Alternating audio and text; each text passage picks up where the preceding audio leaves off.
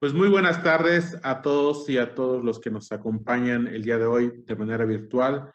Vamos a dar comienzo a esta mesa que el Coneval ha organizado en el contexto de la Semana de Evaluación G-Local 2021. Esta mesa está intitulada El desarrollo de capacidades en evaluación y monitoreo durante y después de la contingencia por la COVID-19, diagnósticos y retos a futuro. En esta ocasión, en la cual nos da mucha alegría, tenemos a tres panelistas de altísimo nivel, a los colegas Olga Lucía Romero, Juan Pablo Motola y Celeste Llano. Muchísimas gracias por haber aceptado la invitación del Coneval para participar en esta mesa. Y bueno, un poquito para comentarles a los que nos reitero y agradezco mucho, nos acompañan de manera virtual en esta sesión, pues el gran objetivo de la misma es reflexionar en torno a las experiencias regionales en el desarrollo de capacidades en evaluación, con el objetivo claramente de identificar los elementos comunes como factores de éxito en el fortalecimiento de los sistemas de evaluaciones nacionales. ¿Esto por qué razón? Pues claramente, y este ha sido una de las temáticas y ejes centrales de esta semana de evaluación, pues es que entre todos los ponentes y los asistentes también, esperamos también una muy buena participación por parte de ustedes que nos siguen a través de las diferentes redes sociales del Consejo, esta mesa, pues que reflexionemos sobre lo que nos ha dejado hasta este momento la contingencia sanitaria. Esta gran crisis sanitaria que ha vivido prácticamente todo el mundo en los últimos año y medio prácticamente, desde que se gestaron los primeros casos en China a principios del año pasado, pues claramente ha dejado muchas implicaciones en el ámbito socioeconómico en todos los países y bueno, claramente en nuestra región América Latina, pues desafortunadamente no ha sido ajena a ella en cuanto a la contracción del Producto Interno Bruto, la pérdida de empleos, el crecimiento de las brechas y las vulnerabilidades que ha habido en el entorno y en aspectos socioeconómicos, sociodemográficos. Y me parece que justamente la intención de esta mesa es como la parte de la evaluación de la política pública, en el caso del Consejo, la evaluación de las políticas sociales, pues puedan ser un factor que claramente pueda coadyuvar a generar las condiciones de no solamente una rápida recuperación en términos, reitero, socioeconómicos, sino que también pues, nos permite identificar aquellos factores donde la parte de la evaluación sea un factor determinante para el ajuste o la reestructuración de las políticas públicas, la parte también del manejo de la información, de la evidencia y de las innovaciones metodológicas que en el aspecto de la evaluación puedan estar aportando en claramente el desarrollo de la política pública en las economías latinoamericanas. La dinámica de la mesa será así, la siguiente. Les pediré a cada uno de nuestros tres ponentes una primera intervención por máximo 10 minutos. Ya previamente se les hizo llegar una serie de preguntas a las cuales ustedes de manera con mucha libertad podrán responder alguna de estas o si gustan responder al inicio las 5 adelante como ustedes gusten. Sí me permitiré llevar el control de los 10 minutos para que así tengamos la oportunidad de, al término de la primera media hora, pues dar paso a una primera ronda de retroalimentación por parte de los asistentes y que posteriormente continuemos el diálogo entre ustedes. En ese sentido, comenzaremos con la maestra Olga Lucía Romero. Me permitiré leer una síntesis, una semblanza y a partir de que culmine, pues le daré la palabra. Olga Lucía Romero es economista y maestra en economía por la Universidad de los Andes. Además, cuenta con una maestría en Administración Pública y Desarrollo Internacional por el Harvard Kennedy School. En el ámbito académico ha sido profesora de cátedras de la Universidad Nacional de Colombia y la Universidad de los Andes en Colombia. En el sector privado se desempeñó como gerente técnica y consultora de Econometría Consultores. Trabajó como consultora en la Unidad de Pobreza y Género para Latinoamérica del Banco Mundial en Washington, mientras que en el sector público fue directora de evaluación en la educación de la Secretaría de Educación de Bogotá y actualmente se desempeña como directora de seguimiento y evaluación de políticas públicas del Departamento Nacional de Planeación. Pues de nueva cuenta, muy bienvenida, Olga, y pues adelante con los primeros 10 minutos, por favor. Muchas gracias, José Nabor, y un saludo especial para todos y todas.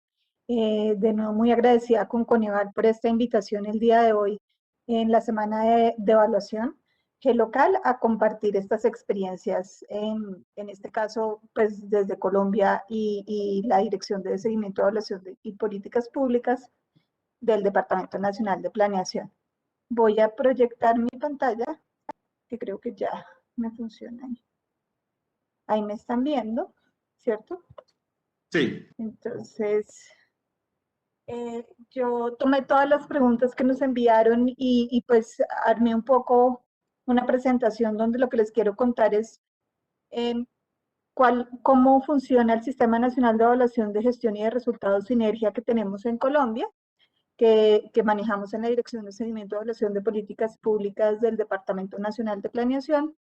Un poco hablar sobre esta importancia de las evaluaciones en el manejo de la pandemia y desafíos que hemos tenido. Entonces, Sinergia, pues parte, digamos, de un mandato constitucional. En la Constitución de Colombia, en su artículo 343, se establece que se deben diseñar y organizar los sistemas de evaluación de gestión y de resultados de la administración pública, tanto en relacionado con políticas como en proyectos de inversión. Y ahí, digamos, parte que esa responsabilidad la tenga en su misionalidad el Departamento Nacional de Planeación a través de la Dirección de Seguimiento y Evaluación de Políticas Públicas, que lo que busca es generar información de calidad para una mejor toma de decisiones en el ciclo de la política pública. Este sistema tiene varios principios por los que se rige. Uno es la coordinación, ya que se requiere una gestión coordinada al interior de las instituciones responsables en el cumplimiento del Plan Nacional de Desarrollo, también una autonomía dentro de estas instituciones en hacer sus procesos de autoevaluación, una responsabilidad también de cada una de las instituciones ejecutoras y de las entidades en el cumplimiento de sus compromisos adquiridos, y de transparencia, pues esta información de seguimiento de evaluación es de conocimiento público y se encuentra en la página de sinergia.dnp.gov.co para cumplir con el proceso de rendición de cuentas.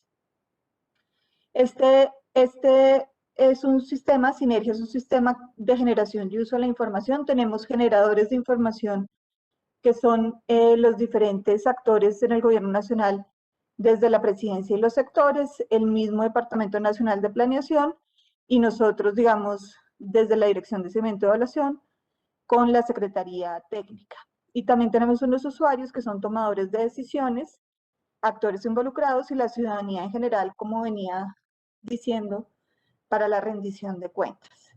Nosotros entonces tenemos un objeto importante y es poder incidir en la gestión pública, dando información pertinente para el seguimiento y la evaluación, y tenemos esos dos componentes, que es el seguimiento a las metas y políticas del gobierno, así como las evaluaciones estratégicas de políticas públicas. Y en la evaluación, me voy a centrar en la parte de evaluación, pues reconociendo que la evaluación es un elemento fundamental del buen gobierno, puesto que nos permite asegurar la efectividad del sector público y mejorar la calidad, la prestación, la respuesta y la eficiencia de los bienes y servicios públicos. Y pues esto lleva así también a mejorar el bienestar de los ciudadanos y la prosperidad de un país, además de que nos permite tener esa relación entre los hacedores de política y los ciudadanos en este proceso de rendición de cuentas. Con eso en mente, nuestro proceso de evaluación de políticas públicas desde el 2010 es estándar y participativo. Desde el proceso de la selección de la política o intervención a evaluar hasta su socialización de resultados. Nosotros creamos un comité técnico que se conforma con personas de la Dirección de Seguimiento y Evaluación de Políticas Públicas, con las direcciones técnicas de los sectores que están dentro del Departamento Nacional de Planeación y las entidades ejecutoras de la política o programa a evaluar. Eso nos permite tener que los involucrados y los ejecutores de las intervenciones se sientan involucrados desde el principio y se apoderen un poco más de estos resultados de las evaluaciones. Entonces, nuestro proceso va desde seleccionar la política a evaluar de acuerdo a unos criterios que tenemos, comenzar todo el diseño de la evaluación partiendo de la identificación de la cadena de valor y con esto determinando hipótesis y objetivos de alcance de la evaluación para finalmente evaluaciones externas salirlas a contratar en un proceso donde puedan participar universidades o centros de pensamiento o consultoras y ya llevar a cabo esa ejecución de la evaluación partiendo de un diagnóstico, del desarrollo de instrumentos, de la recolección de información, haciendo el análisis y finalmente presentando los resultados y las recomendaciones que las llevamos a socialización y uso de resultados, siendo esto una parte fundamental a la que queremos llegar para que todo este proceso de evaluación pues, sea utilizado y presentando estas recomendaciones a los actores involucrados o interesados en los resultados de esta evaluación. Y ahora quisiera entonces hacer una reflexión de cómo ha sido este proceso de evaluaciones en tiempos de pandemia y en dónde nos hemos tenido que adaptar estas capacidades para hacer evaluaciones. Entonces, partiendo primero de la importancia de la evaluación para el manejo de la pandemia, lo que tenemos claro es que para avanzar de una forma clara, de la mejor forma en la reactivación, hoy más que nunca los tomadores de decisiones necesitan evidencia confiable y es ahí donde el seguimiento y la evaluación son una guía de ese futuro para ofrecer mejores resultados en este momento en el que nos encontramos. ¿Qué retos e innovaciones vimos durante el proceso de evaluaciones durante la pandemia y que nos han llevado, digamos, a pensar en esas capacidades? Uno es que inicialmente realizamos suspensiones a las evaluaciones que estábamos realizando porque en marzo del año pasado, cuando empieza el aislamiento obligatorio en Colombia, estábamos justo en el periodo de recoger información presencial en campo. Entonces hicimos una suspensión inicial, pero obviamente a medida que pasaban los primeros meses nos dimos cuenta que esta era una situación de más largo plazo y empezamos entonces con el reto de volcarnos hacia la virtualidad en estos trabajos de campo.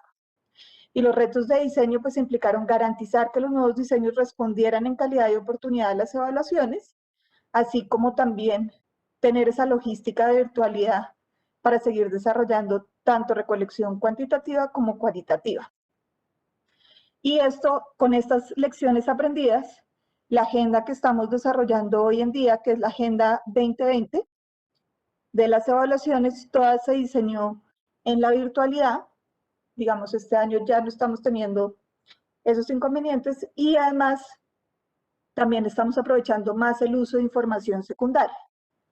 Ese es otra de las lecciones importantes aprendidas que ya voy a profundizar un poquito más. También lo que hicimos fue innovar en formas de llevar a cabo evaluaciones rápidas y rigurosas. Necesitábamos evaluar los programas que se implementaron por la pandemia de la mejor forma, que son ingreso solidario y devolución de IVA, que van apuntados a la población más vulnerable para mitigar estos efectos de la pandemia. Y lo que hicimos fue, en convenio con organismos como el Banco Interamericano de Desarrollo e Innovations for Poverty Action, logramos hacer estas evaluaciones en un tiempo corto y de una forma rigurosa. Otra de las lecciones aprendidas o temas fue que necesitamos utilizar más información secundaria. Nos volcamos al uso de imágenes satelitales, de grandes repositorios de información como Waze, Facebook, etcétera, y con esto podemos también hacer más evaluaciones costo efectivas y que no requieran una recolección en campo y presencial. Así como nuevas herramientas de análisis de datos como son el Machine Learning o el Sentiment Analysis para también innovar en nuevas formas de hacer análisis en las evaluaciones. Y esto es un poco nuestra reflexión sobre cómo viene funcionando, digamos, nuestras capacidades en evaluación y monitoreo durante y, digamos, antes, durante y después del COVID-19. Gracias, y con esto terminaría. Muchísimas gracias, maestra. Prácticamente 10 minutos, muy bien ajustado el tiempo. y bueno, le agradecemos mucho la puntualidad. Le reitero la invitación a todos los asistentes que nos acompañan de manera virtual, que nos pueden enviar sus preguntas, sus comentarios en cualquiera de las plataformas que nos estén acompañando, sea Facebook, sea Twitter, sea YouTube. Entonces, por favor, pueden mandarnos sus preguntas o comentarios, insisto, en cualquiera de las redes sociales que nos estén siguiendo en esta sesión. Ahora bien, daremos la palabra al maestro Juan Pablo Motola. Él realizó su formación universitaria en la Universidad Católica del Uruguay y es maestro en Sociología del Desarrollo por la Universidad de la República. En el ámbito académico ha sido docente de grado y posgrado en diferentes universidades e investigador en el área de la educación. Se ha desempeñado profesionalmente en el ámbito de la planificación, monitoreo y evaluación de proyectos, programas y política pública para diversos organismos de Uruguay e internacionales como el Banco Interamericano de Desarrollo, el Banco Mundial, la Unión Europea, el Programa de las Naciones Unidas para el Desarrollo y el Fondo de las Naciones Unidas para la Infancia. Asimismo, fue director de la División de Análisis y Evaluación de Políticas Públicas de la Oficina de Planeamiento y Presupuesto de Uruguay. Actualmente es consultor internacional y responsable del Programa de Políticas Públicas para el Desarrollo Sostenible de la Universidad Centro Latinoamericano de Economía Humana. Pues reitero también nuestro agradecimiento, estimado Juan Pablo, por aceptar la invitación y adelante con estos primeros 10 minutos, por favor. Muchas gracias José, muchas gracias a todos los participantes por esta posibilidad de participar en nombre de la Universidad CLAE, en nombre del Lepotofón, en nombre particular. También agradecerle a los demás participantes, a Olga y a Celeste por compartir la mesa. Sin duda, esta presentación se ha dado a llamar 4 ideas y una imagen. 4 ideas y una imagen que nos ayude a pensar por dónde podemos seguir revisando la estrategia de fortalecimiento de capacidades de monitoreo y evaluación en la región, en los países y en cada una de las zonas donde podemos desarrollar este tipo de prácticas. Sin duda que la pandemia COVID ha introducido cambios a nivel de lo que es aspectos sanitarios, aspectos económicos, aspectos políticos, como bien reseñaba hoy José al inicio de su presentación. Hagamos el ejercicio por un minuto de pensar qué tendríamos que hacer si tuviéramos que revisar esa estrategia de desarrollo de capacidades en monitoreo y evaluación. Y sin duda que nos surgen por lo menos 4 ideas que es importante que tengamos presente al momento de realizar esa revisión de las estrategias de desarrollo de capacidades en monitoreo y evaluación. Les confieso algo, al comienzo de este análisis llegamos a más de 10 ideas importantes. Obviamente son 10 minutos, José nos iba a contar, dijimos, tenemos que ser más resumidos, así que esperemos que esa imagen final hable más que 1000 palabras. Entonces, la primera idea tiene que ver con un trabajo que ha hecho la UNESCO hace algunos años, en donde identificaron, caracterizaron distintos sistemas de monitoreo y evaluación, identificaron distintos momentos, momentos incipientes, sí, momentos fragmentarios, sí, momentos independientes y momentos sinérgicos. Sí, quizás el ejemplo que planteó recién Olga se parezca más a un efecto sinérgico, a un momento sinérgico en el sistema de monitoreo y evaluación. Lo que cada una de estas etapas nos indican también es que tenemos diferentes fortalezas en términos del marco institucional, del marco operativo y del marco técnico desde donde se desarrollan los sistemas, pasando de momentos incipientes donde prácticamente no hay un marco institucional, operativo ni técnico, hasta el momento sinérgico donde alcanza esa estabilidad en las prácticas de monitoreo y evaluación, esa institucionalización de la evaluación, esa institucionalización en el uso, como ejemplo de ello puede ser el caso de Colombia o también el caso de México en muchos de ellos.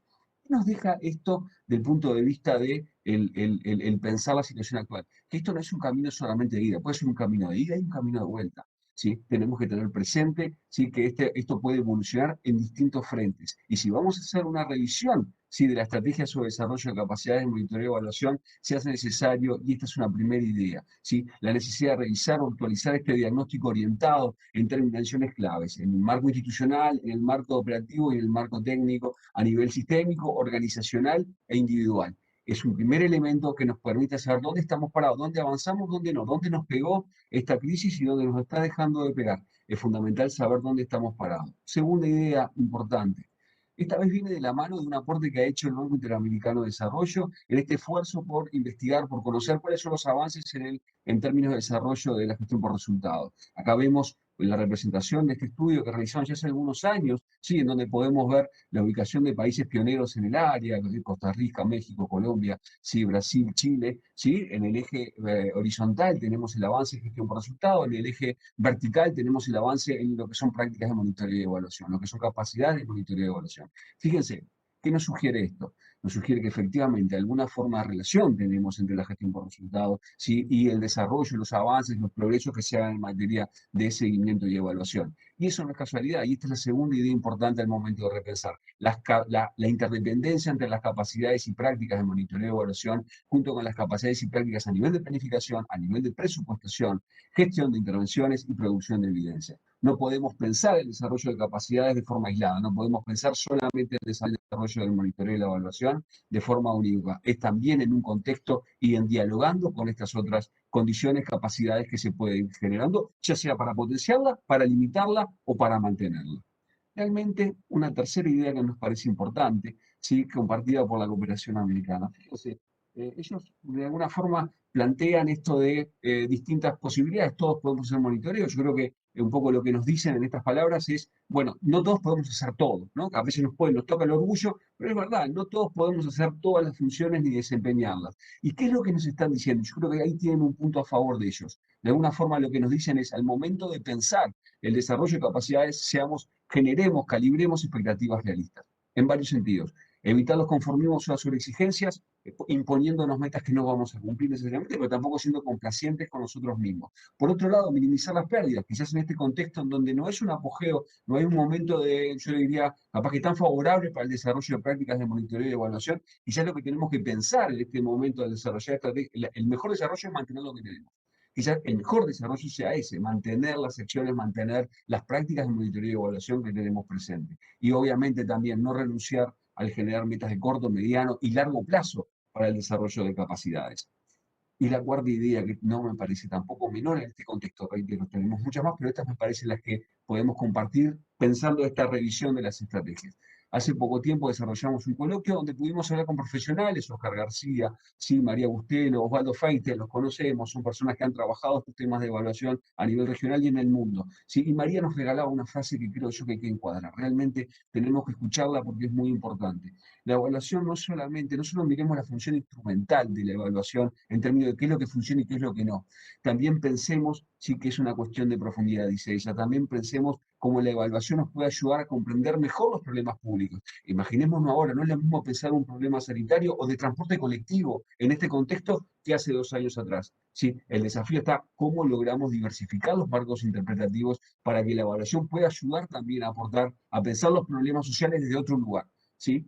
Y ahí está el gran desafío, diversificar y profundizar los marcos interpretativos que sostienen la evaluación como disciplina. En la incorporación del enfoque de derechos, también ahí hay un trabajo realizado por Manuel bien interesante. La incorporación o el desarrollo del enfoque de ODS dentro de la evaluación, evaluaciones sensibles a ODS, evaluaciones, el enfoque de género, profundizar en el uso de la evaluación en esto y la multiculturalidad. En definitiva, es el momento de profundizar en estos marcos interpretativos que nos ayuden justamente a hacer de la evaluación no solamente que lograr juicios de eficacia, eficiencia, sostenibilidad, pertinencia e impacto, sino que también nos colaboren con la comprensión, ¿sí? de problemas sociales mucho más profundos. En definitiva, estas 4 ideas que compartimos entendemos que plantean desafíos, plantean horizontes temporales, yo diría, de corto, mediano y de largo plazo sobre todo, horizontes como estos que estamos apreciando ahora, ¿sí? Horizontes lejanos, ¿sí? Horizontes abiertos, horizontes que de alguna forma nos plantean el desafío de por dónde podemos seguir transitando. Y en este momento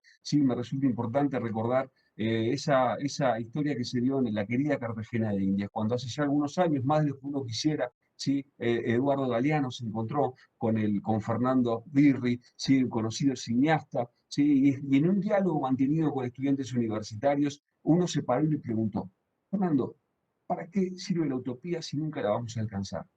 Y las palabras de Fernando fueron, la utopía es un horizonte. Me acerco 10 pasos y se va a alejar 10 más. ¿Sí? Me acerco 20 y se va a alejar 20 más. Pero para eso sirve la utopía. ¿Sí? Sirve para caminar. Pasos cortos, mirada larga. ¿Sí? Construyamos el camino para seguir desarrollando las capacidades de monitoreo y evaluación en América Latina. Muchas gracias. Muchísimas gracias, estimado Juan Pablo. También te agradezco mucho te hayas adecuado al tiempo de exposición y claramente, digo, seguramente entre las preguntas y las nuevas colegas retomarán tu imagen final. Y yo, si me permiten añadir, pues claramente en ese horizonte, el horizonte en el que nos enfrentamos en un escenario post-COVID-19, pues claramente hay muchos retos hacia adelante, pero me parece que también a su vez nos ha dejado muchos aprendizajes, ¿no? Creo que todas las instancias que nos dedicamos a la evaluación de política pública, pues entendimos un poco, retomando lo que nos decía Olga, esta adaptabilidad. En primer momento pensábamos que esta contingencia duraría un mes, 2 meses, 3 meses a lo mucho, pero de repente se fue alargando y eso claramente generó retos para los procesos de evaluación, para que justamente todas las intervenciones y acciones de política social, en el caso de Coneval, que el gobierno federal y las entidades federativas, los gobiernos subnacionales estuvieran llevando a cabo, pues también merecían claramente un fuerte ejercicio de evaluación. Pero bueno, seguramente esto lo retomaremos en la siguiente ronda y de nueva cuenta agradezco mucho, Juan Pablo, tu exposición y el tiempo de la misma. Y finalmente vamos con nuestra tercera invitada, la doctora Celeste Giano. Ella es licenciada en Ciencia Política por la Universidad de Buenos Aires y doctora en Administración y Política Pública por la Universidad Nacional de Córdoba. Se desempeñó como directora del Instituto de Gestión Pública de la Universidad Provincial de Córdoba, Argentina, del 2015 al 2018. Posteriormente fue integrante de la comisión directiva de la Red Argentina de Evaluación, Evaluar, 2019-2021. En la actualidad, ella es docente e investigadora en materia de Estado, Gobierno, Planificación y Evaluación de Políticas en Gobierno de la provincia de Córdoba y universidades de Argentina. También es consultora en evaluación para organismos internacionales como el Programa Mundial de Alimentos de la Organización de las Naciones Unidas y el Fondo de las Naciones Unidas para la Infancia. Asimismo, desempeña el cargo de coordinadora del Grupo de Trabajo de Estándares de Evaluación para América Latina y el Caribe y es coordinadora general de la Red de Seguimiento, Evaluación y Sistematización de América Latina y el Caribe. Adelante, doctora Celeste, por favor, y muchas gracias por haber aceptado la invitación.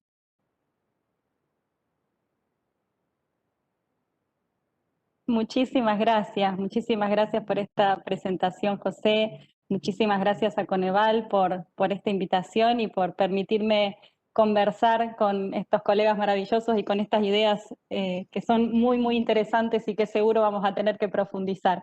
10 minutos son muy poquito para todas estas ideas súper especiales, así que ojalá que podamos seguir conversando luego. Pero bueno, mi presentación, lo que yo les vengo a proponer, bueno, he tomado las preguntas que me han compartido, y estas preguntas básicamente son y plantean qué elementos distinguen o caracterizan un sistema de evaluación exitoso, qué actores deben liderar el proceso, cuáles son las condiciones necesarias para el desarrollo de un sistema de evaluación, cuáles deberían ser las prioridades para el desarrollo de capacidades de los sistemas en evaluación, y luego 2 preguntas vinculadas a cómo afectó la contingencia de la COVID y qué retos y aprendizajes hubo. Para eso yo les propongo, si es que me lo permite, sí, ahí está. Responder a las primeras 4 preguntas con una experiencia que compartimos, de hecho, con Karina, que está aquí, con José, con varios de los colegas de Coneval, que es el Índice de Capacidades Nacionales en Evaluación. Y para la segunda parte, voy a tratar de ser breve, voy a centrarme más en la persona evaluadora, desde el perfil del evaluador, que bueno, fue un poco lo que trabajé desde mi tesis.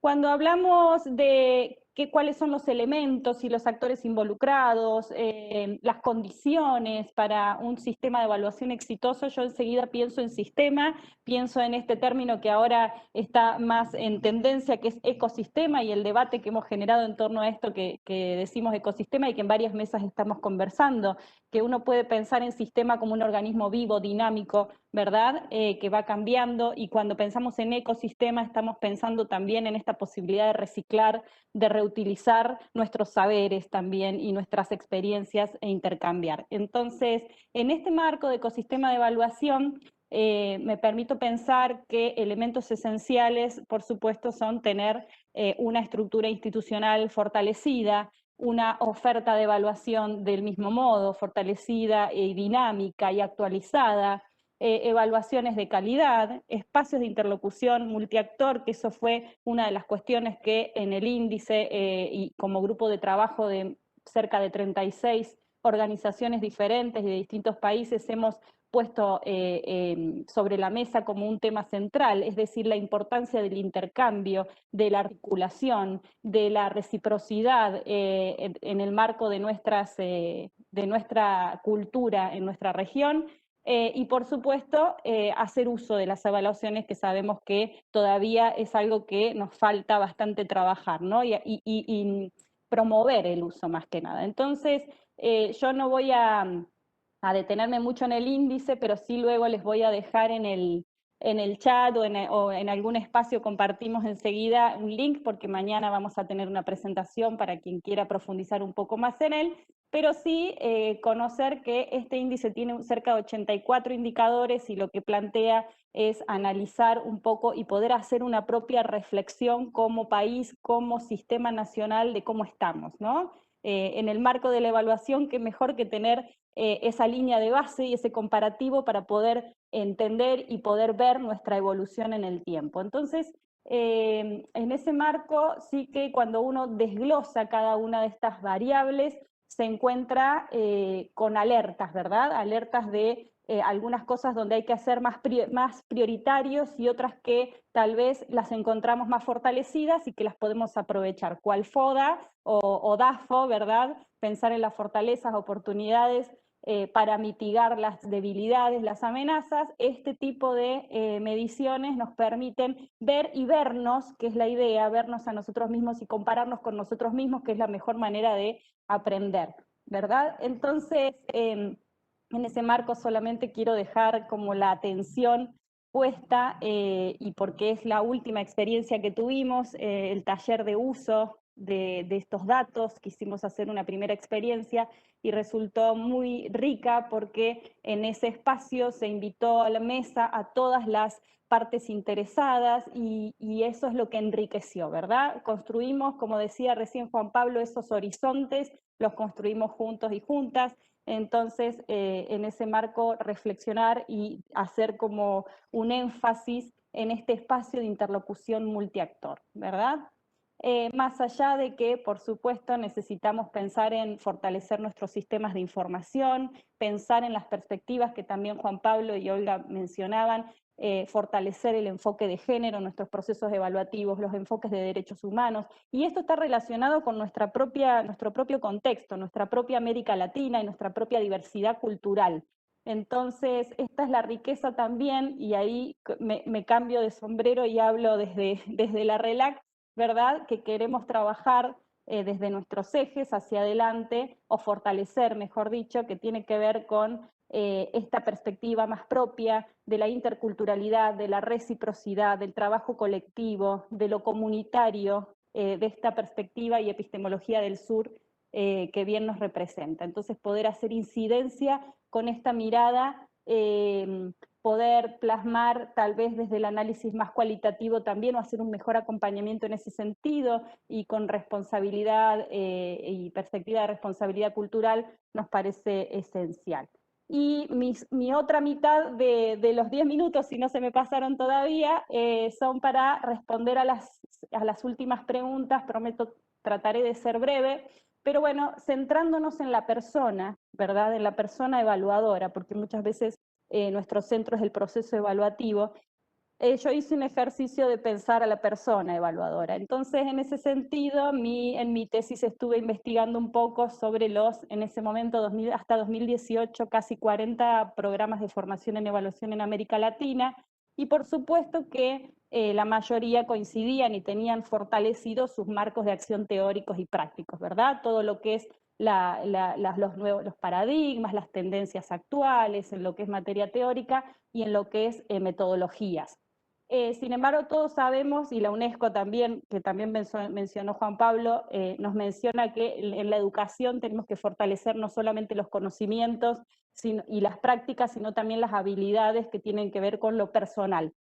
Entonces ahí es donde entra el resto de las imágenes que pueden ver ahí, y que solo las comento rápidamente, pero que tienen que ver con esta habilidad primero de la reflexividad, la vigilancia epistemológica, es decir, desde dónde construimos y dónde está construido el conocimiento como seres subjetivos que somos, ¿verdad? Entonces, desde dónde llegamos, desde nuestras propias carreras de inicio, porque muchos de nosotros venimos con carreras de licenciaturas, por ejemplo, previas, muy diversas, o nuestra propia experiencia personal, para aplicar luego en el proceso evaluativo la construcción de indicadores. Sabemos que la construcción de indicadores ya no es tan objetiva, no lo puede ser porque está construida por seres subjetivos. Entonces, ahí me parece que es necesario trabajar y poner sobre la mesa esta perspectiva que tenemos y cómo la tenemos. Por eso esta idea de principios y valores explícitos.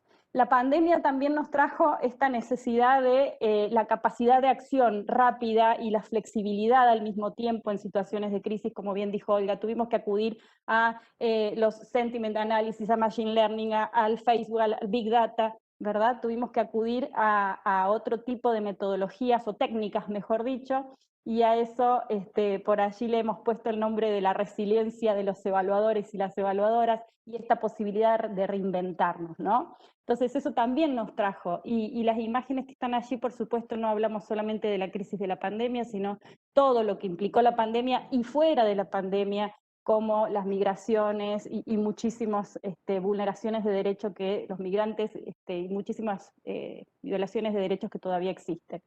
Las habilidades de negociación, ¿verdad? Que decíamos recién, no solamente los conocimientos y las prácticas, sino las habilidades personales, y en esto se juega también la negociación en el sentido de ganar-ganar. La idea de la incidencia para el uso corre mucho en la creatividad que tengamos para convencer, ¿verdad?, de qué indicadores son los necesarios, de acuerdo a toda nuestra investigación hecha previa y que se reúne con el último punto que voy a mencionar, que es ese conocimiento profundo que necesitamos de contexto. Por eso a veces nos toca ser evaluadoras y evaluadores todoterrenos, ¿verdad? Tenemos que tener todas estas características para poder hacer una evaluación que tenga realmente relevancia y utilidad. Entonces, la conclusión grande que quiero plantear acá tal vez es que necesitamos de alguna manera revisarnos primero, ¿verdad? Revisar cómo estamos nosotros construyendo para poder elaborar y pensar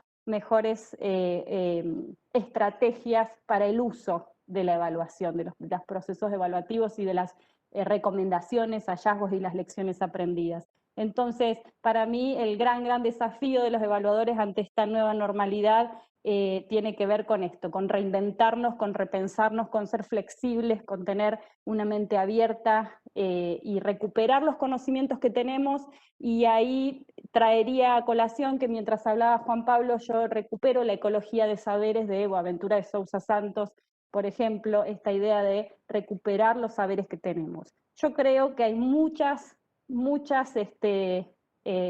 conocimiento ya en el campo de la evaluación, y que no se trata solamente de inventar, no es inventar la pólvora, sino que es cuestionar y revisar conocimientos que tenemos y ver de qué otro modo podemos utilizarlos. Me quedo ahí para no excederme y luego atenta a cualquier consulta, pregunta o debate. Gracias. Muchísimas gracias, Celeste. También todos los tres se acotaron muy bien a los primeros 10 minutos e invitaría a nuestros, a la gente que nos está acompañando de manera virtual que si tienen, ya hemos recibido algunas preguntas, pero si tienen sobre todo la doctora Celeste, pues nos las hagan llegar. Procederé a leer las preguntas en el orden de las presentaciones. Entonces, si me permiten, comenzaré con la maestra Olga. Son 4 planteamientos y te daré aproximadamente de 5 a 7 minutos, Olga, para la respuesta. La primera es la siguiente. Como consecuencia de la emergencia sanitaria y su atención, ¿vieron reducido el presupuesto para realizar evaluaciones? De ser así, ¿qué retos se presentaron debido a ello y cómo se sortearon? De Lucero Juárez, que nos hace la pregunta vía Facebook. La segunda. ¿Considera que la virtualidad de la evaluación puede ser utilizada en un futuro? Y de las herramientas utilizadas durante la pandemia, ¿cuáles podrían seguir funcionando en el futuro? Nadesha Pastrana, vía YouTube. La tercera, ¿cuáles fueron los retos en el Machine Learning para el cálculo de indicadores sociales? De Carla Valverde vía Twitter. Y una del equipo de Coneval, dado que la Agenda de Evaluación 2020 se planteó de manera virtual, ¿cómo se afrontó la tarea de que las personas involucradas en la evaluación estuvieran listas para adaptar sus técnicas metodológicas? Adelante, maestra Aureo, por favor. Vale, muchas gracias. Muy buenas todas las preguntas. Frente a la primera, no tuvimos reducción en el presupuesto de las evaluaciones. Sin embargo, sí creo que se junta un poco con la segunda, que sí podemos utilizar estas herramientas a futuro, o es que lo que sí nos dimos cuenta es que podemos hacer evaluaciones más costo efectivas, ¿no? Porque no tenemos necesariamente siempre que ir a hacer grandes trabajos de campo presenciales. Creo que hemos aprendido que hay cosas que yo creo que eso es una lección que nos va a quedar con o sin pandemia, que podemos hacer muchas cosas en la virtualidad sin necesidad de recurrir a la presencialidad, que puede ser más costoso, y utilizar más información secundaria. Entonces, digamos, no tuvimos esa reducción, pero sí creo, y la agenda del 2020 incluso es más amplia porque pudimos utilizar mejor los recursos o utilizarlos de una forma en que nos permitió hacer un mayor número de evaluaciones, y creo que eso es una lección que nos queda a futuro, y es que podemos seguir implementando muchas de estas herramientas, incluso con la parte cualitativa, que creíamos que era un poco la que era más difícil volcarnos hacia la virtualidad. Aprendimos muchas cosas y creemos que eso lo podemos seguir implementando. Entonces creo que eso es importante, y ahí junto como las dos primeras preguntas que estaban. La otra que me hicieron fue la de Machine Learning, y la última de Coneval, ¿me la recuerdas, por favor? Claro que sí, el planteamiento, el cuarto fue, dado que la Agenda de Evaluación 2020 se planteó de manera virtual, ¿cómo se afrontó la tarea de que las personas involucradas en la evaluación estuvieran listas para adaptar sus técnicas metodológicas? De acuerdo, buenísimo. Entonces, sí, respecto a la Agenda 2020, como se planteó virtual, creo que es el hecho de que nosotros tengamos un comité que incluye a la parte ejecutora desde el comienzo del diseño. Entonces, eso hizo que todos nos fuéramos preparando, digamos, el año pasado cuando comenzamos a diseñar la Agenda 2020, que se termina de ejecutar este año, pues ya todas las partes estaban involucradas y sabían que nos íbamos a volcar hacia la virtualidad, y eso facilitó mucho las cosas. También, pues creo que es un proceso natural igual o que se ha venido dando en general en todos los países, y es que todos ahora pues estamos acostumbrados a esta virtualidad. De hecho, pues estamos aquí en estos eventos que tal vez en otro contexto pues no lo hubiéramos hecho tan fácil, pero entonces creo que eso también pues ha ayudado, pero creo que el involucrar a todas las partes desde el comienzo del diseño de la evaluación pues lo ha permitido hacer así. Y en cuanto al Machine Learning y tener indicadores sociales, pues creo que eso es un proceso todavía. Nosotros hemos utilizado más el tema del Machine Learning y para muchas evaluaciones en temas como de vías que nos permiten utilizar imágenes satelitales, todavía, digamos, más como en el tema tal vez de infraestructura o logística o transporte, hemos utilizado datos de Waze para medir accidentalidad en las vías. Eso entonces, creo que todavía nos falta explorar un poco el tema de poder medir vía grandes datos y estas técnicas, indicadores sociales, pero creo que hay un potencial muy grande en este uso de datos, de grandes fuentes de información. Obviamente también unos riesgos asociados, porque pues que eso hay que tenerlo en cuenta, porque esos datos que compartimos todos todo el día en diferentes redes o con diferentes aplicaciones, pues tienen que tener un manejo con cuidado desde quien los esté utilizando. Pero creo que ahí hay una fuente importante de información que seguramente nos va a poder acercar a medir estos indicadores de pobreza. En Colombia, por ejemplo, el índice de pobreza multidimensional pues requiere un esfuerzo importante de recolección de información con una encuesta larga, ¿cierto? Entonces, pensar en esas otras formas de medir, pues creo que es hacia una de las lecciones o retos que tenemos a futuro. Perfecto. Se agregó una pregunta más para ti, Olga, por favor. Si pudiera profundizar en su experiencia durante las evaluaciones rápidas y cuál fue el uso de los resultados de estas. Buenísimo. Sí, hicimos 2 evaluaciones de 2 programas que se implementaron en Colombia durante la pandemia, que es la devolución del IVA, del impuesto al valor agregado y el ingreso solidario, que buscó apoyar, digamos, a la población más vulnerable para mitigar sus efectos. Uno es que lo que hicimos fue asociarnos con instituciones, digamos, eso fue importante porque utilizar nuestros recursos implica salir a un proceso de licitación pública, en el caso colombiano, que puede llevar mucho tiempo y pues no teníamos esa capacidad de respuesta, entonces asociarnos con actores claves en la academia, en la banca multilateral, en la cooperación, pues creo que eso fue muy importante.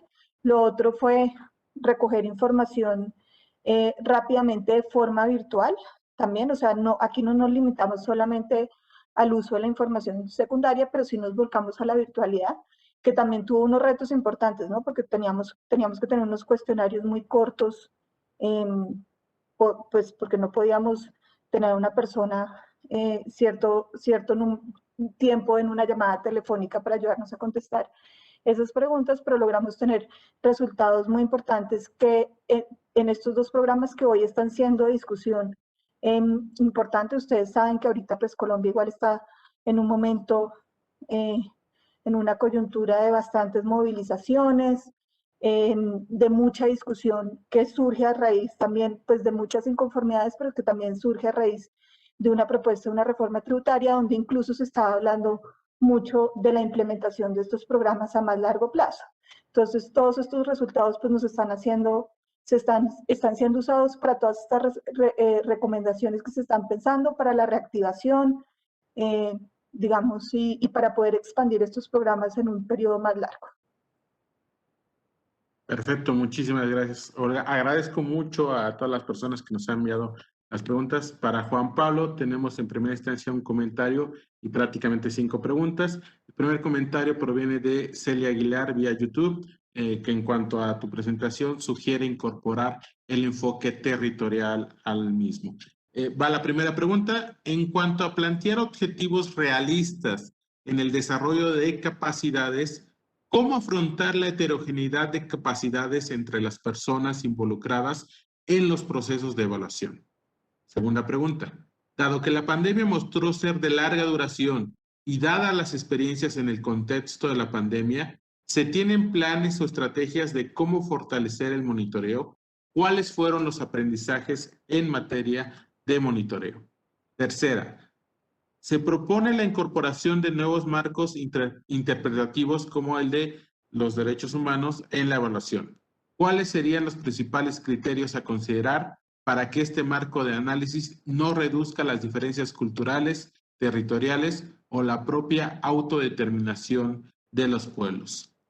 Siguiente pregunta. ¿Qué opinas de que a veces se considere a la academia lejana a la realidad de las políticas? ¿Crees necesario desarrollar capacidades específicas en ese sentido? ¿Cómo hacerlo?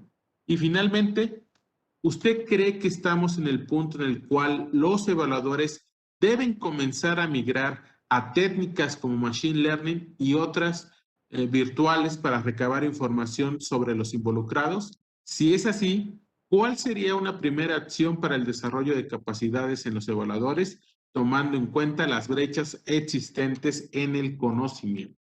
Adelante, Juan Pablo, por favor. Excelente, excelente, la verdad. Muchas gracias, José, y muchas gracias también a todos los participantes. La verdad que son muy buenas preguntas. ¿Cuánto tiempo tengo? ¿2 horas dijimos? ¿2 horas me quedan? Unos 7 minutitos, por favor. 7 minutitos, vamos a tratar de ser bastante ágil. Con respecto al primer punto, la heterogeneidad de la participación, es clave que un proceso evaluativo, para que pueda ser eficiente, para que pueda ser eficaz, necesite generar un marco de referencia común. Yo puedo tener perfectamente personas dentro de un proceso de evaluación de gente que no sepa nada de evaluación. De hecho, es lo que nos sucede. Sí, son personas que pueden conocer el servicio, el proyecto, de la gestión, pero no necesariamente tienen que saber de evaluación. Creo que ahí también un rol del evaluador es generar un marco de referencia compartido en torno al objetivo de la evaluación, la estrategia metodológica y las implicancias, el tipo, qué se espera de cada uno, cuál es su rol, ¿sí? Qué se espera de la persona que se va, entre comillas, más evaluada, pero que se evalúa el proyecto del programa, pero qué se espera de la contraparte, qué se espera del otro lado, cuáles son los plazos, darle flexibilidad. Me parece que hay toda una serie de cosas que a veces la evaluación pasa por alto y que es fundamental para que se puedan, yo diría, no solamente la heterogeneidad de informaciones, la heterogeneidad también, la simetría en información, la simetría en el manejo de los plazos, las relaciones que se generan también en el llevar adelante una evaluación, que a veces tienen que ver también, obviamente, con relaciones de poder, micropoder que se pueden dar dentro de las organizaciones. Ese primer elemento importante, generar un marco de referencia. La segunda pregunta, José, ¿me puedes ayudar? ¿Cómo fortalecer la segunda pregunta planteada era? Claro que sí. Dado que la pandemia mostró ser de larga duración y las experiencias del contexto de la pandemia, ¿se tienen planes o estrategias de cómo fortalecer el monitoreo? Monitoreo, perfecto. Sí, yo creo que sea monitoreo, sea evaluación, lo fundamental de esto es cómo nosotros logramos generar flujos de evidencia en torno a los progresos que van alcanzando los proyectos, ya sea a nivel de sus procesos, a nivel de sus productos o a nivel de sus coberturas. La clave está en cómo logramos ir resolviendo, ¿sí? Esto que bien decía la experiencia de Sinergia, se va haciendo más costoso la generación de información primaria. Entonces, ¿qué opciones van quedando? Primero, tratar de hacer uso intensivo de fuentes secundarias de información. El uso de información proveniente de aplicaciones, como es el caso que se utilizaba, el uso de información proveniente de estadísticas nacionales, el uso, por ejemplo, de tratar de agotar esa fuente, sí que a veces son los CINE, los institutos de estadística, han hecho un esfuerzo impresionante por mantener viva la producción de estadísticas, por tener que apoyarnos también en lo que es información de ese tipo. Es decir, no podemos salir a inventar porque no tenemos mucho margen, ¿no? La ausencia de presencialidad ha quitado chances y no solamente eso, sino también encarecido, sí, otro tipo de procesos. Entonces, no queda, yo ahí veo fundamentalmente la importancia de aprovechar lo que es la información secundaria existente a nivel de las instituciones o de los organismos.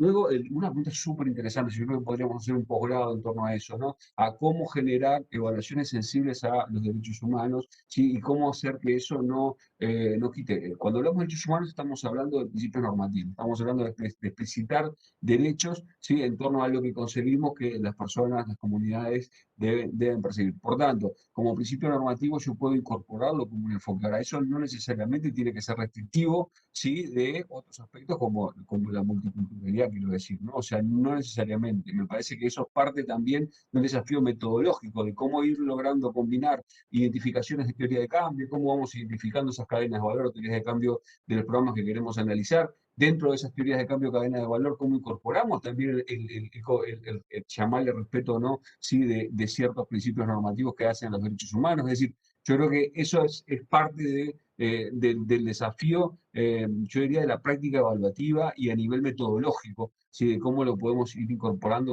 en nuestro análisis, si sean análisis segmentados en función de distintas características como tributo de origen, lo que puede ser, por ejemplo, raza o otro tipo de variables de corte, digamos, y en eso también tiene un método territorial. Cuando hablamos de lo territorial, sin duda que, como les dije al principio, eran más 10 de 10 aspectos que teníamos incorporados. Revisamos estos 4. Teníamos el uso también de la evaluación, el problema de la participación, el problema de la apropiación de los resultados de la evaluación como otro de los desafíos grandes. Sin duda que la dimensión territorial es otro de los aspectos que hay que hacer el esfuerzo por incorporar y que no es sencillo incorporarlo, porque justamente no es solamente el cómo nosotros logramos por decir algo, generar capacidades a nivel local, que sí sería importante, sino también cómo visibilizar algunas desigualdades que sean a nivel de territorio. Que eso también te implica tener sistemas de información con la capacidad de poder hacer ese tipo de desagregaciones y a veces no es tan sencillo poder generar ese tipo de información con la calidad, la frecuencia y la oportunidad, ¿sí? Requerida. Bueno, por ahí podemos seguir, José, no sé si tengo más tiempo para Sí, seguir. todavía unos 3 minutitos tienes. Adelante. Perfecto. Dijimos, Y sobre ¿me ayudas en las últimas dos preguntas, por favor? Claro que sí, Juan Pablo. La primera, se propone la incorporación de nuevos marcos interpretativos como el de derechos humanos e población, Supongo que serían los ya lo principales respondí. criterios a considerar. Y la última, ¿qué opinas de que a veces se considera la academia lejana a la realidad de las políticas? Correcto. ¿Crees necesario desarrollar capacidades específicas en ese sentido? ¿Cómo hacerlo? Sí. Primero, yo creo que la apertura, a ver, se ha ido mejorando, me parece a mí, tengo la sensación, el diálogo entre academia y política pública, ¿no? El ejemplo de Coneval creo que es un ejemplo súper claro, donde también tienen, además de su figura, tienen una figura, aparte de evaluar política pública, tiene también consejeros académicos y me parece que es una forma, yo diría, innovadora, yo diría súper adaptada también a las necesidades y a la realidad institucional de México, ¿sí? Generar también esas figuras, digamos, mixtas, digamos, que permitan a la academia, no solamente en un plano de ser contratados para hacer evaluaciones, sino que también a la academia permita fluir ese conocimiento yo diría, a lo que es la gestión propia, el desarrollo de la evaluación como práctica profesional. Entonces yo creo que se ha ido avanzando. Obviamente, yo parto también de una idea que falta, son espacios diferentes, digamos, pero tendrían que tener un mayor diálogo. Por decir algo, con el tema de la pandemia quizás se abre una oportunidad. En el caso de Uruguay se abrió un grupo, el GACH, que es un grupo académico que asesora en materia de salud al gobierno, ¿sí? Y son académicos, honorarios, ¿sí? Que se reúnen, que tienen su análisis de la situación de pandemia, el análisis de la situación de la problemática de salud, ¿sí? Y hacen llegar su información con cierta periodicidad al Poder Ejecutivo. Obviamente no son políticos, sino que son académicos, pero a partir de eso, desde el Poder Ejecutivo, desde lo que puede ser el sector público, se genera otra voz, y una voz técnica, ¿sí? Que está fuera de lo que sería la gestión propiamente de la política pública, pero que de alguna forma se buscan figuras para armonizar ese diálogo entre academia y políticas públicas. Yo creo que quizás ella sea, hablando de esto que decía José, ¿no? También, y lo que hoy también compartía Celeste, quizás viendo el lado lleno del vaso. Quizás ese tipo de figuras que combinan de una forma innovadora academia y política pública puede hacer también algo que nos deje esta situación de crisis y que empecemos a tener estos grupos, no solamente en salud, capaz que en otras áreas puede ser en vivienda, podría ser en seguridad, podría ser quizás en otras áreas de política pública que se pudieran también constituir estos grupos de asesoramiento y de apoyo, entre otras figuras que ya naturalmente se dan. Un poco por ahí sería mi respuesta, José. Muchas gracias y damos pie a las preguntas para la doctora Celeste. Son 4 muy puntuales. La primera, ¿cómo considera que es posible fortalecer la capacidad de adaptación y flexibilidad de las personas involucradas en la evaluación? Segunda, ¿hasta qué punto debe involucrarse la sociedad civil en la definición de la agenda de evaluación en los países? Tercera pregunta, ¿qué capacidad crees necesario fortalecer en las organizaciones de la sociedad civil para que pueda contribuir al impulso de la evaluación? Y la última pregunta, desde la perspectiva de las organizaciones civiles, como se mencionó, el contexto derivado de la pandemia afectó el diseño de intervenciones y el desarrollo de actividades para la evaluación y el monitoreo. No obstante, no hubo una curva de aprendizaje. En ese sentido, ¿qué acciones desde su perspectiva se deben de implementar para aprovechar, potenciar y combinar estas habilidades en la nueva normalidad? De igual manera, un máximo de 7 minutos. Bueno, José, cualquier cosa me ayudas porque yo sufro de pérdida de memoria de corto plazo, así que anoté lo que pude.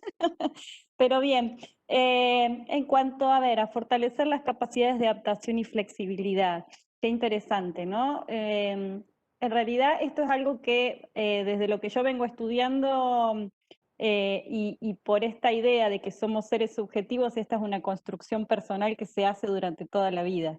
No es algo que se cree y que se genere en un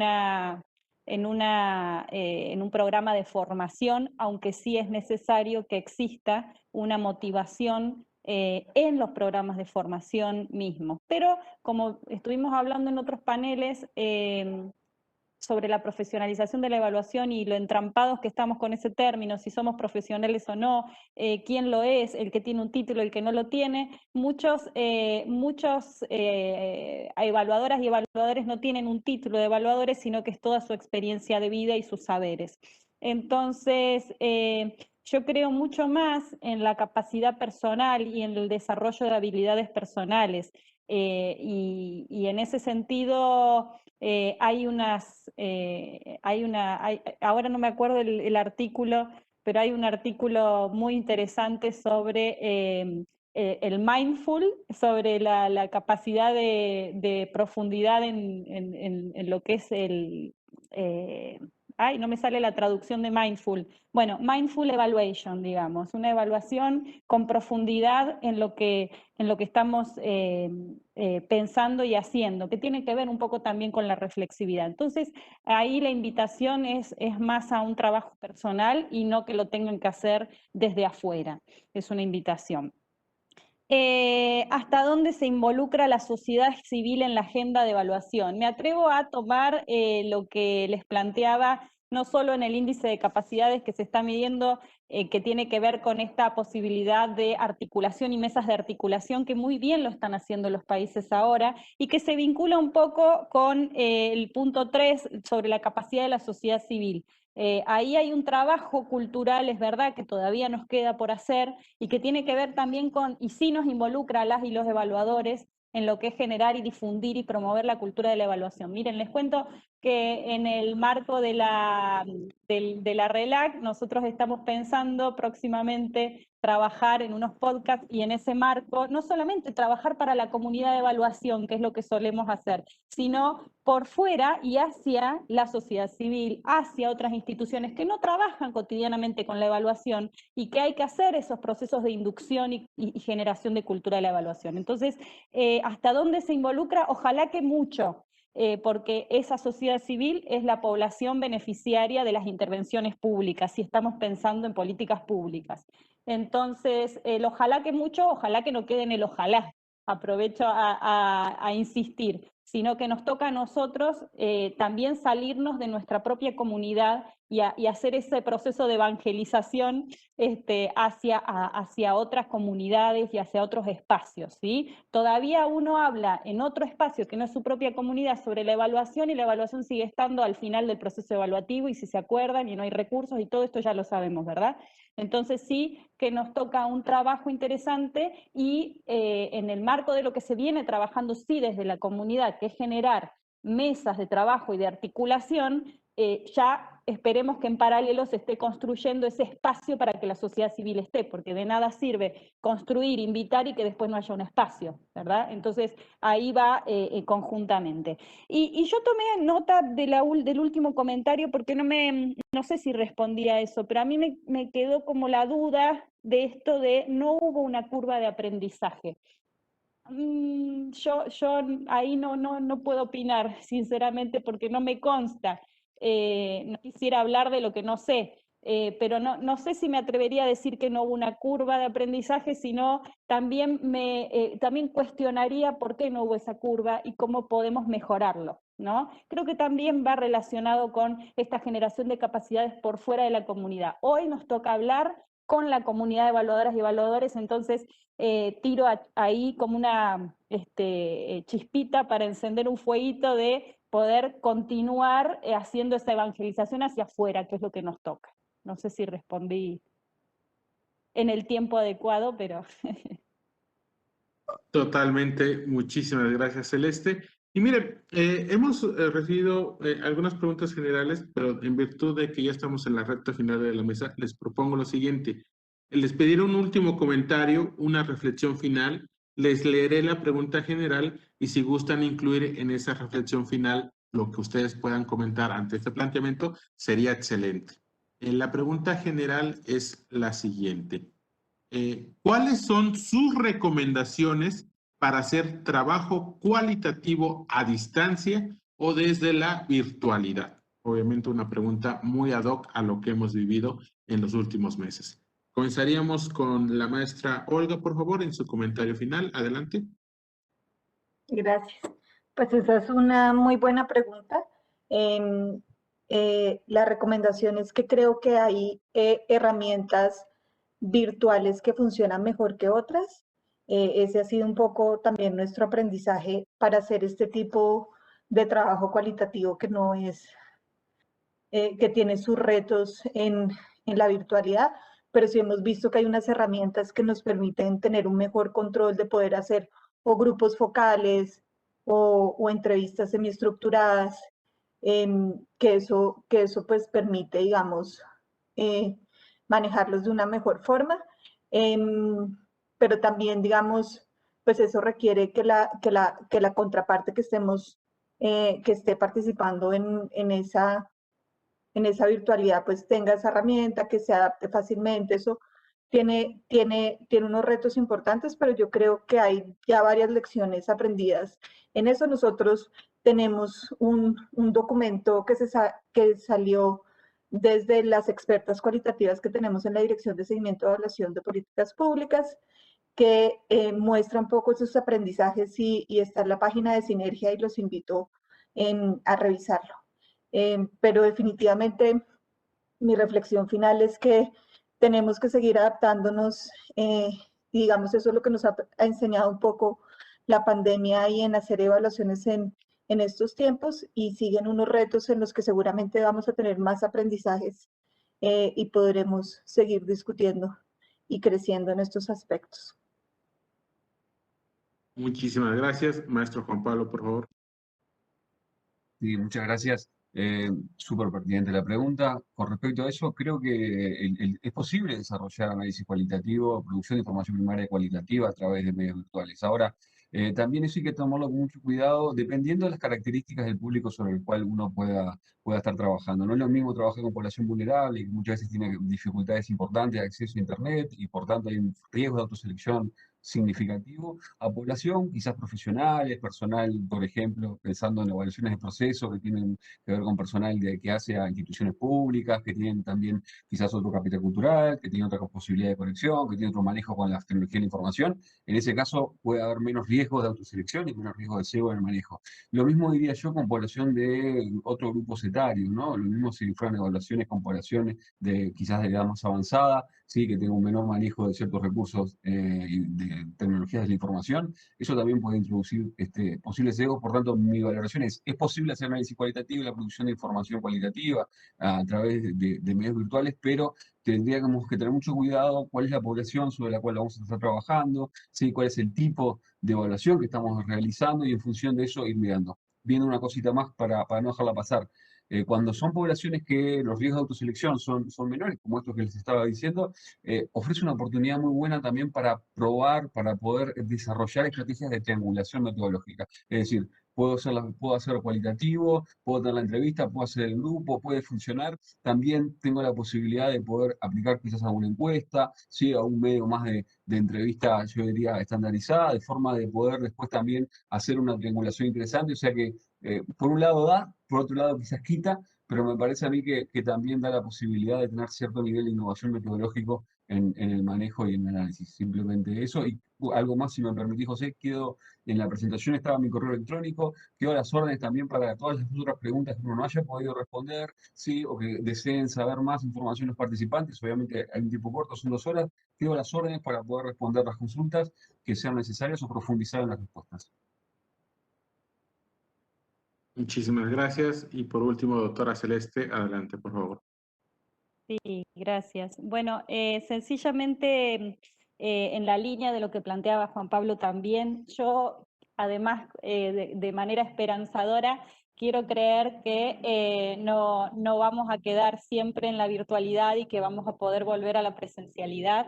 Entonces me gusta este término de la triangulación y de pensar en las potencialidades que tiene la virtualidad, pero también en las potencialidades de triangular con la presencialidad, en todo caso de hacer un vínculo. Tal vez nos toque ahora hacer una evaluación desde la virtualidad, pero complementarla en la medida de lo posible en cuanto se pueda con la presencialidad.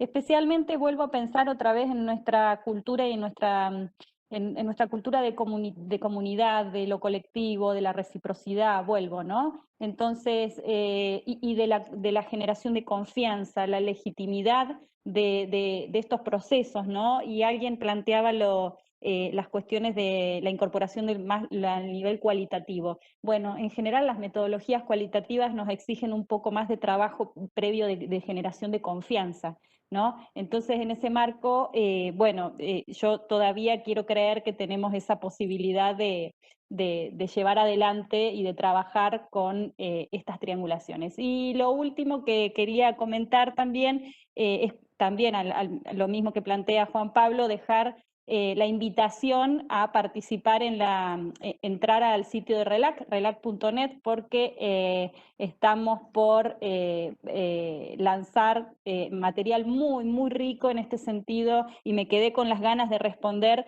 a una pregunta que se le hizo a Juan Pablo, cuando se planteaba cómo incorporar los derechos humanos, el respeto por los derechos humanos. Ustedes saben que desde México vienen, de hecho, uno de los autores, los principios CREA, que es de gobernanza de datos indígenas, por ejemplo. Nuestros queridos estándares de evaluación para América Latina van a salir renovados ya el mes que viene, y un repositorio de bibliografía de Latinoamérica y el Caribe en evaluación, que esperamos que en julio, a más tardar agosto, ya esté, que tiene un acceso a más de 1000 artículos en este sentido. Y esa es la riqueza de la comunidad y de la red, ¿no? Esto de que uno pueda acceder y preguntar o buscar específicamente sobre lo que necesita. Bueno, ¿cómo hago yo para hacer una evaluación de una intervención social con perspectiva de género, con inclusión de derechos humanos, etcétera? Bueno, poder buscar este material y poder intercambiar. También, al igual que Juan Pablo y Olga, quedo a total disposición al correo que dejé o a través de RELAC y los correos de RELAC,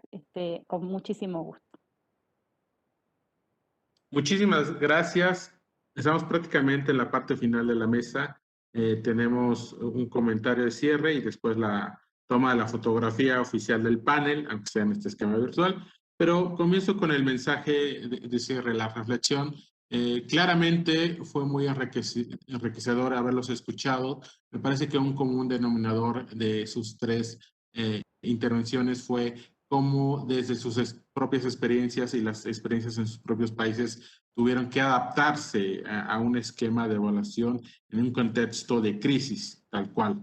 Y que un poco en esta última reflexión final de cada uno de ustedes, concuerdo mucho. Yo inclusive denominaría este esquema de evaluación, sería un esquema hacia adelante híbrido, con un esquema virtual y con un esquema presencial, totalmente complementario, como bien lo señala Celeste en su intervención, y que justamente eso podría retomar los dos puntos más o los aportes y las bondades de ambos ámbitos. No solamente un esquema de reducción de costos económicos que tiene que ver con la parte virtual, con todas las herramientas digitales que podemos llevar a cabo, pero también claramente, dada la idiosincrasia y la naturaleza de las sociedades latinoamericanas, pues también un componente cualitativo. Siempre va a ser importante tener la experiencia en campo y tratar de rescatar el impacto que tengan las políticas públicas en campo, en territorio, a través de ejercicios totalmente cualitativos. Entonces me parece que seguiremos caminando en la región latinoamericana sobre esa vía,